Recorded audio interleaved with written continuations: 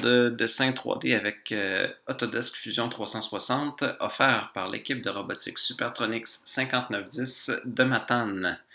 Alors, au cours de ce deuxième cours, on va dessiner cette pièce-là qui est un shaft collar comme tout le monde en utilise très régulièrement.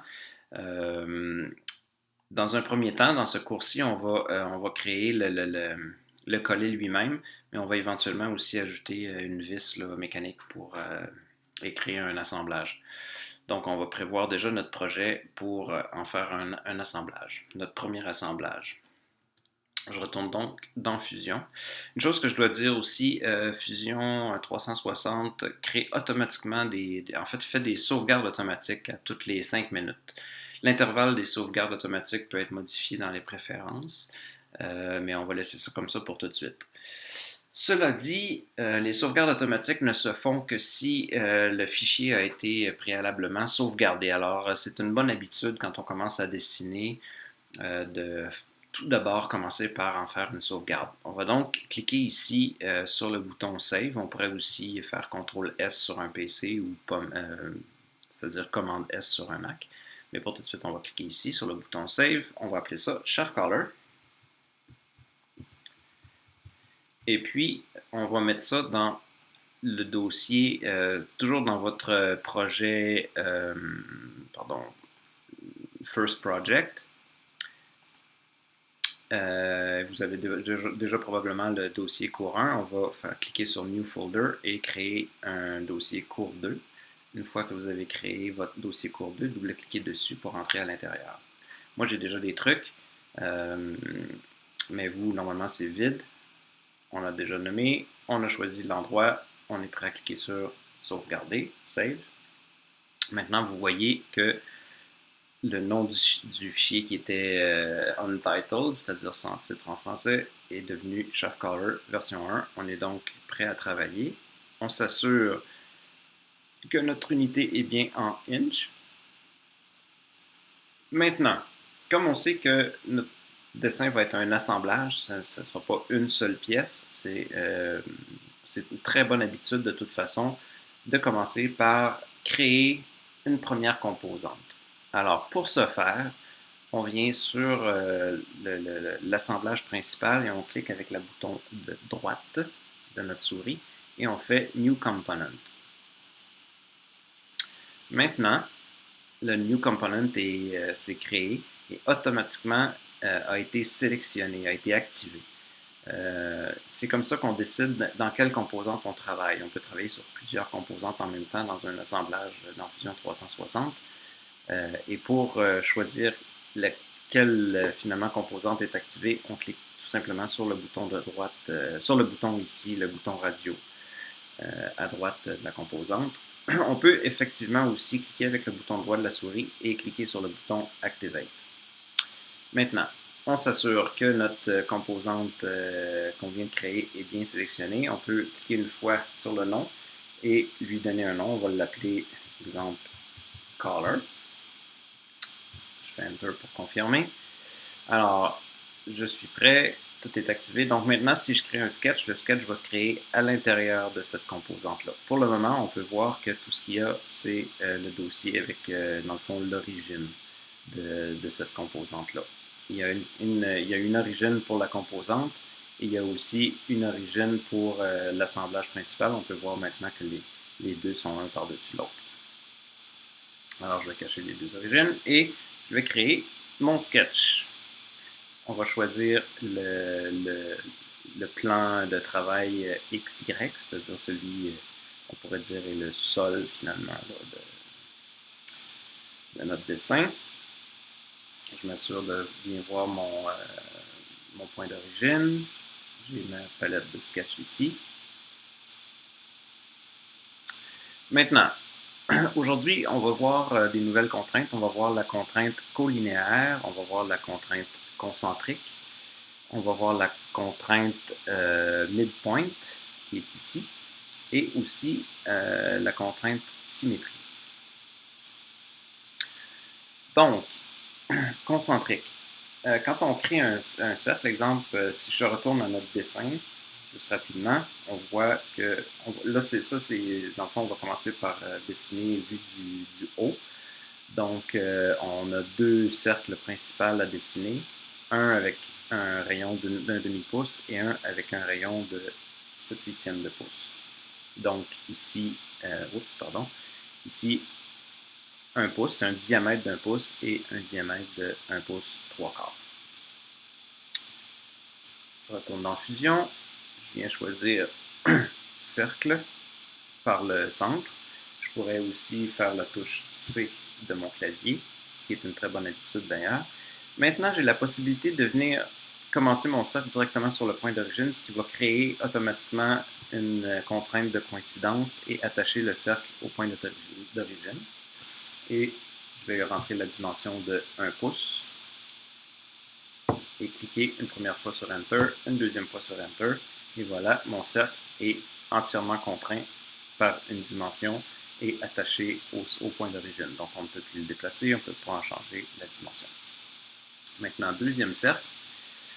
Cette fois-ci, je vais créer le cercle à l'extérieur pour vous montrer, dans le fond, l'outil de contrainte concentrique. Je vais rentrer tout de suite. En fait, là, je pourrais rentrer la dimension, un diamètre d'1 pouce 3/4, mais je vais plutôt je vais en profiter pour vous montrer qu'on peut faire ceci. Je peux écrire, exemple, 7/8. Je sais que c'est un rayon de 7/8. Et si je veux le diamètre, dans le fond, je dois multiplier par 2. Alors, je vais faire 7/8 fois 2. Oups, quelque chose qui s'est pas fonctionné. 7/8 fois 2. Voilà. Alors, si je fais Enter, automatiquement, Fusion va calculer finalement, va faire le calcul. Il me reste à confirmer et j'ai ma dimension d'1 pouce 3/4. Ça se fait automatiquement. Et si je reclique dessus, on peut voir que mon calcul est encore là. Donc, je peux venir le modifier. Maintenant, pour créer la contrainte concentrique entre les deux cercles, je clique tout simplement sur la contrainte concentrique et je sélectionne un cercle puis ensuite l'autre. Et automatiquement, une contrainte concentrique va s'ajouter et le deuxième cercle va être attaché concentriquement au premier, ce qui fait que les deux cercles sont maintenant complètement contraints et notre sketch est en noir. Je vais vous montrer aussi que là, j'ai encore l'outil concentrique, alors je vais faire échapper pour sortir de l'outil concentrique. Dans le sketch, je vais créer un arc. On n'utilisera pas l'arc dans le dessin, mais c'est juste pour vous montrer. Par exemple, si je fais un arc comme ça, maintenant je fais échapper pour sortir de l'outil arc, on peut voir qu'on peut aussi créer une contrainte concentrique entre un arc et un cercle. Je vais faire échapper ici. Alors là, si j'essaie de déplacer mon arc, on voit qu'il est toujours attaché au centre. Et là, on n'a pas besoin de cet arc-là tout de suite. Alors, je vais tout simplement cliquer sur Delete sur mon clavier pour l'effacer. Maintenant, si on retourne à notre dessin, on a ici une ouverture à créer et aussi ici une petite encoche si on veut. Alors, c'est la prochaine chose qu'on va dessiner. On voit que la distance est de 3,32. Je retourne dans Fusion. Et là, je vais dessiner un peu grotesquement, rapidement, finalement, ce que j'ai vu dans mon dessin. Alors, je vais cliquer sur la touche L de mon clavier pour créer une ligne. Je vais créer une ligne ici, créer une ligne ici. Et on voit que, automatiquement, Fusion a créé une contrainte horizontale, parce que j'étais proche d'horizontale, et crée maintenant aussi deux contraintes parallèles, finalement, entre les deux lignes dès que j'approche de la position horizontale. Et aussi, on voit qu'il s'attache au cercle. Alors, simplement en dessinant cette ligne, j'ai créé une contrainte parallèle entre les deux lignes et j'ai créé aussi des contraintes. Je vais sortir de l'outil ligne pour tout de suite pour vous montrer. J'ai aussi des contraintes là, de coïncidence. Alors, simplement en dessinant une ligne d'un côté à l'autre, toutes ces contraintes-là se font automatiquement. Maintenant, je clique à nouveau sur la touche L de mon clavier pour sélectionner l'outil ligne et je vais. Puis on voit encore que Fusion m'offre d'avoir une contrainte horizontale, ce qui me va très bien. Il m'offre aussi de me créer une contrainte perpendiculaire. On peut voir ici là, la petite équerre qui se dessine automatiquement. Alors ça me va très bien aussi. Et pour terminer, encore une contrainte perpendiculaire se forme automatiquement. Mais là, vous voyez que c'est un mauvais hasard finalement. Je voudrais attacher ma ligne au cercle, mais l'outil de confirmation finalement que mon dessin est terminé est dans mes jambes. Là, j'ai deux possibilités. Je peux venir cliquer ici, plus loin sur le cercle, et ajouter une contrainte horizontale plus tard, ou je peux tout simplement zoomer un peu, ce qui va faire que l'outil pour terminer finalement mon dessin ne sera plus dans mes jambes. Je vais pouvoir cliquer ici pour terminer. Alors, maintenant, si je sors de l'outil ligne, parce qu'on n'en a plus besoin, on voit que mes lignes n'ont aucune contrainte autrement que horizontale, perpendiculaire, parallèle, etc. Bon, prochaine étape. On va voir l'outil colinéaire. En fait, ce qu'on veut, c'est que ces lignes-là soient sur la même... soient colinéaires. Alors, tout simplement, on va cliquer sur l'outil colinéaire. On va cliquer une première ligne et une deuxième ligne. Et maintenant, si je clique sur la touche échapper pour sortir de l'outil colinéaire, on voit que les deux lignes bougent en même temps. Elles sont contraintes ensemble. Une autre façon aussi d'utiliser, en fait, ça fonctionne pour la plupart des contraintes. On peut cliquer une première ligne, cliquer sur la touche contrôle sur un PC ou la touche commande sur un Mac et choisir une deuxième ligne. Maintenant, oups, ça peut fonctionner. Ah, je cliquais sur contrôle. Je suis sur un Mac. Donc, Mac, clique sur commande et je sélectionne mes deux lignes. Bon, ça y est. Alors, maintenant que j'ai mes deux lignes de sélectionner, je peux cliquer sur la touche colinéaire et automatiquement, les deux lignes deviennent colinéaires et l'outil colinéaire se désactive automatiquement. Alors, des fois, ça peut être très pratique là, quand on a plusieurs opérations comme ça à faire. On peut choisir toutes les lignes qu'on veut mettre colinéaires, cliquer sur l'outil colinéaire et voilà, le travail est fait. OK, fait que là, grossièrement, dans le fond, on a notre dessin. On voit que les dimensions ne sont pas bonnes. Aussi, une chose, c'est que ce que je veux, moi, c'est que la distance, si on veut, la hauteur par rapport au centre soit la même en haut qu'en bas du centre, finalement. Alors, pour ça, on peut utiliser l'outil symétrie. Mais un outil symétrie a besoin d'une ligne de symétrie, finalement. Ce qui n'existe pas sur notre dessin à l'heure actuelle. Alors, on va cliquer sur l'outil ligne et on va créer une ligne. Je vais la créer dans le vide pour tout de suite. Puis, vous voyez encore une fois que si j'approche de l'horizontale, finalement, Fusion m'offre la possibilité d'avoir automatiquement une contrainte horizontale, ce qui me va très bien. Alors, je vais cliquer comme ça et je vais cliquer ici pour terminer ma ligne et également cliquer sur la touche Escape pour sortir de l'outil ligne. Alors, on a une ligne ici qui est aucunement contrainte. Ce que je veux, c'est l'attacher en son centre, au centre du cercle. Alors, on peut ici utiliser l'outil Midpoint. Alors, je clique sur la contrainte Midpoint, je clique sur ma ligne, n'importe où, mais pas sur le bout, vraiment sur la ligne elle-même et sur le centre de mon cercle. Et automatiquement, la ligne va venir s'attacher en son centre, au centre du cercle. Je vais cliquer sur la touche Échapper pour sortir de l'outil Midpoint. Maintenant, on voit, si je redimensionne la ligne, le centre est toujours attaché au centre du cercle. Maintenant, vous voyez que si je me promène au-dessus du cercle, on voit que la ligne sépare finalement le cercle en deux. Mais nous, on a vu utiliser cette ligne-là comme guide. Alors, ce qu'on peut faire, on sélectionne la ligne et on vient ici cliquer sur Construction, ce qui va transformer la ligne en ligne de construction. Alors, à partir de maintenant, on peut voir que la ligne ne coupe plus le cercle en deux. On peut aussi transformer un cercle en ligne de construction si on veut, ou un rectangle, ou peu importe. Là, je vais cliquer sur Grid sans faire exprès, je vais la cacher.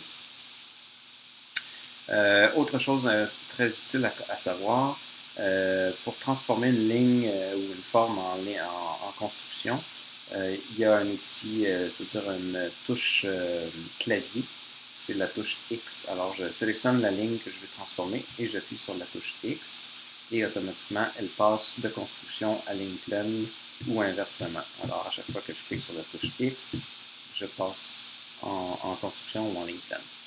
Voilà, donc on est prêt maintenant à créer la symétrie entre la ligne la ligne et notre ligne de construction. Alors, je clique sur l'outil symétrie et je choisis une première ligne. Maintenant, on peut voir si j'arrête de bouger, on peut voir que l'outil me demande de sélectionner le second item. Alors, je vais choisir la deuxième ligne. Et maintenant, il me demande de choisir la ligne de symétrie. Alors, on choisit la ligne de construction. Voilà, on peut voir maintenant que on peut voir les contraintes de symétrie qui se sont ajoutées. Je vais cliquer sur la touche échapper pour sortir de l'outil symétrie. Alors, si je déplace une ligne maintenant, on peut voir que l'autre ligne en dessous se déplace aussi. Et étant donné qu'on a une contrainte collinéaire, évidemment, les lignes ici également deviennent par défaut symétriques. Donc, tout ce qu'il nous reste à rentrer, c'est la dimension. Si je retourne au dessin, on se souvient que la dimension est de 3,32. Alors, je vais cliquer sur la touche D de mon clavier et choisir une dimension de 3,32. Enter. Et voilà, tout est noir, tout est contraint, sauf cette ligne-là ici. On n'a pas encore décidé de la profondeur, si on veut, de notre encoche. Alors, si je retourne à mon dessin, on voit que la dimension est de 19,32 à partir du centre du cercle. Donc, 19,32. Je clique sur la touche D de mon clavier, je touche au centre, l'extrémité de la ligne, et j'écris tout simplement 19,32, Enter. Et voilà, tout est contraint. Notre sketch est terminé. Je clique sur la touche échapper pour sortir de l'outil de dimension. Et on peut voir que ça ici, c'est le profil dont on a besoin pour l'extrusion.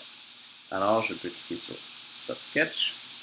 Je peux cliquer sur la petite maison finalement de notre View Cube. Alors maintenant, tout le monde devrait avoir la même vue en ce moment. On est prêt à faire l'extrusion. Si on regarde le point d'origine de notre composante, on voit que le point d'origine est au même niveau que le dessin, parce qu'on avait choisi le plan de travail XY. Et ce qu'on veut, c'est que le point d'origine soit au centre du shaft collar, autant en hauteur que gauche-droite. Donc, pour ce faire, là, je vais cacher le point d'origine. Je vais cliquer sur Press Pull. Je pourrais aussi utiliser la touche Q de mon clavier. Et je vais choisir le profil qu'on veut extruder. Maintenant, si je fais juste prendre la flèche et monter, mon point d'origine va être dans le bas si on veut, là, de mon shaft collar, mais moi je veux qu'il soit au niveau du centre. Alors pour ce faire, au lieu de faire one side, je vais choisir symétrique. Alors là, on voit que si je déplace la flèche, je grossis autant vers le haut que vers le bas. On est symétrique et mon point d'origine se trouve parfaitement au centre de mon shaft collar, c'est ce que je veux. Ensuite, si je retourne à notre dessin, on voit que l'épaisseur est de 1/2 pouce. Alors, c'est cette épaisseur-là ici qui nous intéresse, c'est 1/2 pouce. Je retourne à Fusion. Maintenant, ici, si je rentre 1/4 de pouce, ce qui est le cas en ce moment, j'ai évidemment 1/2 pouce en tout. Mais je peux aussi choisir la longueur totale. Alors, des fois, ça peut être pratique, ça évite de faire le calcul dans notre tête. Et je peux écrire tout simplement 1/2. C'est le même résultat, exactement la même chose. On a New Body, c'est ce qu'on veut pour le moment. On fait OK. Maintenant, on peut voir que dans notre composante Color, on a maintenant un Body. C'est ce qu'on vient de créer en faisant une extrusion. Et on a aussi notre premier sketch. Vous pouvez, si vous voulez, renommer c'est le body ou le composant, des fois ça peut être pratique. Dans notre cas, c'est juste le nom par défaut va très bien aller. Je vais cacher le sketch parce qu'on n'en a plus besoin. Voilà. Alors c'est là où on est rendu en ce moment. On approche. Évidemment, ce qu'il me reste à faire, c'est le trou ici pour notre vis mécanique. Alors, évidemment, si on veut faire un trou, il faut faire un dessin d'abord, il faut faire un sketch. Et puis, ce qu'on veut faire, on veut faire un sketch vu de face et percer notre trou ici. Pour faire ça, on va créer quelque chose que vous n'avez pas encore vu. On va créer un plan de construction. Ici, il y a toutes sortes de plans de construction. Il y en a pour des plans de tangente, un plan, c'est-à-dire qui va se placer au milieu de deux faces qu'on pourra choisir. En tout cas, il y a toutes sortes il y a des axes aussi, toutes sortes de guides, etc. Nous, pour tout de suite, on va choisir Offset Plane et on va créer un offset à partir de ce plan-là ici. C'est pas très important en réalité. On pourrait aussi choisir le plan d'origine ici. On a toutes sortes d'options, mais pour aller rapidement, on va cliquer tout simplement ici.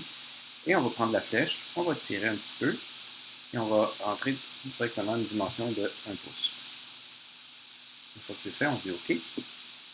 Alors là, si je clique sur la roulette de ma souris et la touche majuscule, je peux faire tourner mon objet et voir que le plan de construction est juste ici à l'extérieur de notre pièce.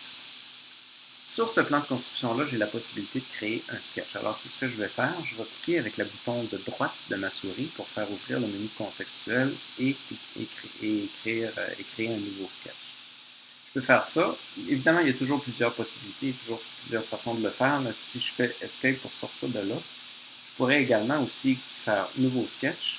Et là, on me demande de choisir un plan de construction. Je pourrais venir cliquer sur mon fameux plan de construction. Et voilà, j'ai créé un nouveau sketch. J'en profite aussi pour vous montrer qu'on a créé notre plan de construction est ici. Automatiquement, en créant un sketch dessus, Fusion a caché le plan de construction, mais il est encore là. Et puis, il est à l'intérieur de notre composante Color. Alors, on est là, on est dans notre sketch, on est prêt à travailler. Si je... Là, ne le faites pas avec moi, je vais juste vous montrer. Je vais créer un cercle. Je vais le dessiner ici dans le vide. C'est juste pour vous montrer que si je viens mettre ma palette de construction ici, je vais cliquer sur Escape pour sortir de l'outil Sketch.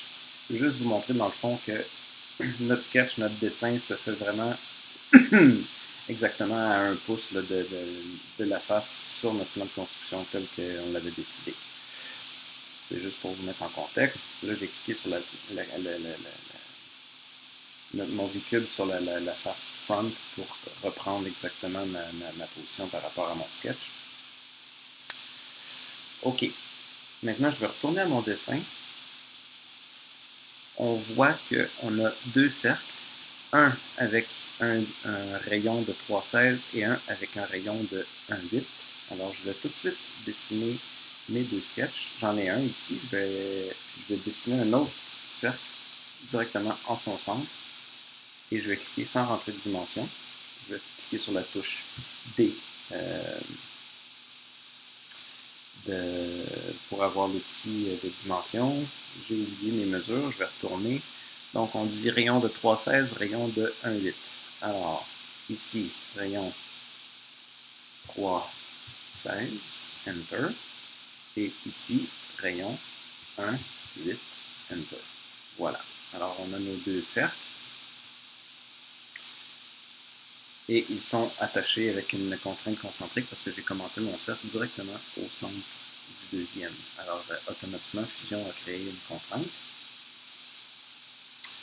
Maintenant, le trou, dans le fond, est exactement au centre de notre color et il est à une distance de 3,16 de l'extrémité ici là,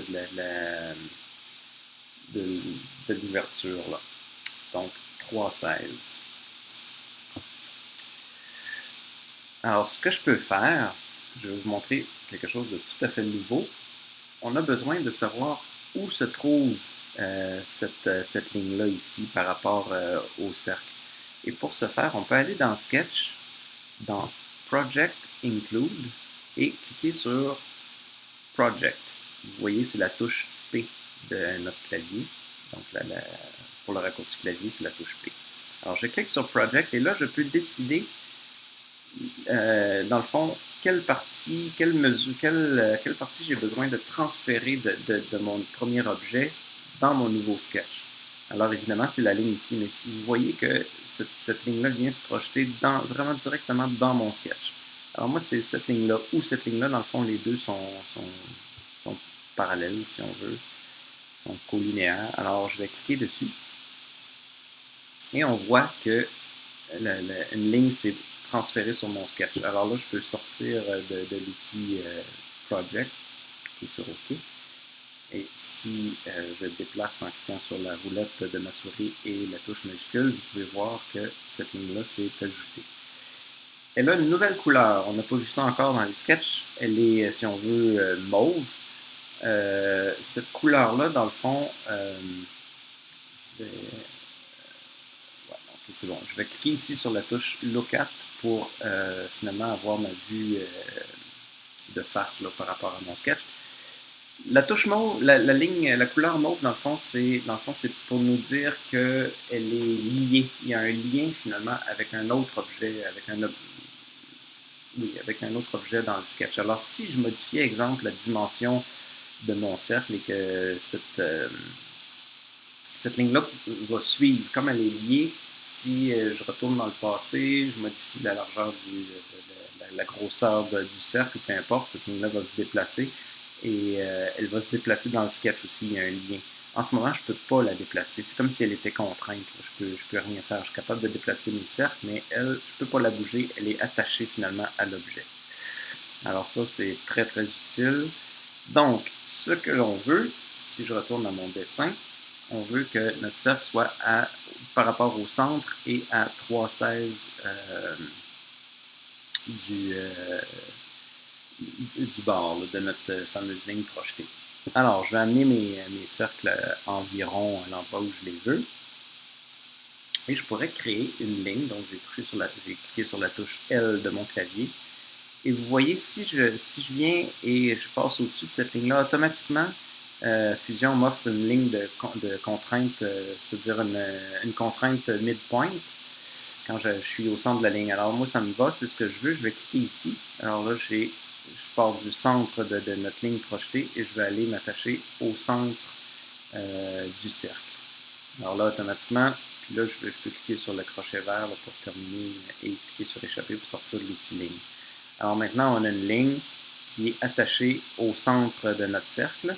Puis ça, ben, dans le fond, c'est un guide, c'est une ligne de construction. Alors, je vais cliquer sur la touche X de mon clavier pour la transformer en ligne de construction. Maintenant, cette ligne-là, si on la met horizontale, automatiquement, évidemment, le cercle va se trouver au centre de notre pièce, c'est ce qu'on veut. Alors, je vais cliquer sur la contrainte horizontale verticale et cliquer sur ma ligne de construction. Et maintenant, je vais cliquer sur échapper pour sortir de l'outil horizontal vertical. On voit que les cercles ne peuvent se déplacer que sur une ligne horizontale. Alors, tout ce qui manque maintenant, c'est la distance. On avait vu, c'est 3,16. Alors, ce que je peux faire, tout simplement, j'ai déjà cette ligne de construction-là. Alors, je vais cliquer sur la touche D pour ouvrir l'outil dimension. Cliquer sur la ligne elle-même et rentrer la dimension 3,16. Enter. Il me semble qu'il y a quelque chose. Ah oui, c'est vrai. Tantôt, ça c'était. Bon, tu vois justement, c'était un rayon de 3,16 et un rayon d'un 8. Alors que moi, dans Fusion, j'ai rentré un diamètre de 3,16 et un diamètre d'un 8.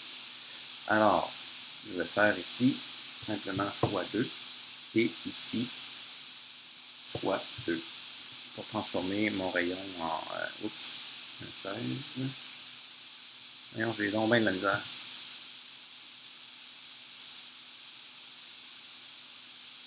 Aïe, aïe, aïe. 1, 16, fois 2, 1, 8. C'est pas ça. Non, c'est 1, 8. Aïe, aïe, aïe, que je suis mêlé. Rayon d'un 8, diamètre d'un quart. Donc, 1, 8 fois 2. Merci de votre patience. OK. Donc, maintenant, on voit que nos cercles sont contraints, tout est noir, rien ne bouge. C'est tout ce dont on a besoin, si je ne me trompe pas. Je regarde mon dessin, c'est exactement ça. Alors, on est prêt à faire l'extrusion. Alors, on va faire Stop Sketch. Je vais cliquer sur la petite maison pour faire bouger mon sketch. Alors, tout le monde doit avoir la même vue. Mais ce n'est pas une vue idéale parce que, dans le fond, ce qu'on veut voir, c'est vraiment, on va s'apprêter à couper, à se servir, dans le fond, de ces cercles-là pour percer. Alors, moi, ce que je suggère, c'est de cliquer sur la touche majuscule et la roulette de votre souris pour faire pivoter votre objet là, pour le voir peut-être plus une vue qui pourrait ressembler plus à celle-ci. Maintenant, si on regarde notre dessin, le plus petit des deux cercles passe complètement au travers de la pièce. On passe de bord en bord. Alors, on peut commencer par lui. Je vais cliquer sur le centre le plus petit des deux cercles, pardon. Et je vais cliquer sur la touche Q de mon clavier pour ouvrir l'outil Press Pull. Je vais prendre ma petite flèche et la déplacer. Là, vous voyez qu'au départ, Fusion va créer un nouveau body, mais si je continue, dès que je rentre en intersection avec ma pièce, automatiquement, dans le fond, Fusion comprend qu'on veut percer, on veut créer une coupe. Alors, l'outil passe automatiquement en mode coupe. Et je vais d'un bord à l'autre. Maintenant, ça, ce serait très bien. Je peux terminer je pourrais cliquer sur OK et tout va bien, mais c'est une bonne pratique dans le fond parce que comme on sait qu'on veut traverser tout l'objet, au lieu de rentrer une distance, on peut faire All, tout simplement. Comme ça, si je modifie la dimension de mon objet, mais ça va couper bord en bord quand même. Alors, c'est une bonne habitude à prendre. Alors, je clique sur OK pour terminer et on a notre premier trou de percée. Très bien.